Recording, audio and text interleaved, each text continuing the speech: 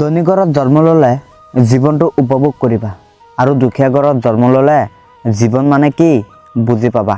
হাঁহিবলৈ টকা পইচাৰ প্ৰয়োজন নাই, কেতিয়াবা কাৰোবাৰ এষাৰ মাতেৰে অলেখ হাঁহি বিয়পায়। জীৱনত ডাঙৰ হোৱা কিন্তু কাকো সৰু কৰি নহয়, জীৱনত হাঁহিবলৈ শিকা কিন্তু কাকো কন্দুৱাই নহয়, জীৱনত জয়ী হোৱা কিন্তু কাকো ঠগি নহয়, জীৱনত সুখী হোৱা কিন্তু কাকো কষ্ট দি নহয়।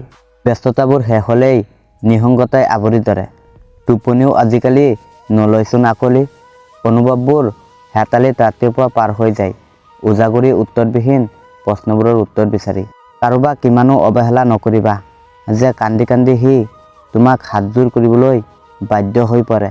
দুখীয়া ঘৰৰ ল'ৰা ছোৱালীৰ মুখত যিমানেই হাঁহি নাথাকক কিয় ঘৰৰ কিছুমান অভাৱেই চকুৰ পানী উলিয়ায়। প্ৰতিটো সম্পৰ্কত এজাক ধুমুহাৰ খুবেই প্ৰয়োজন, কাৰণ শেষ হৈ যোৱা ধুমুহাজাকৰ পৰাহে গম পোৱা যায় কোন কাৰ কিমান আপোন।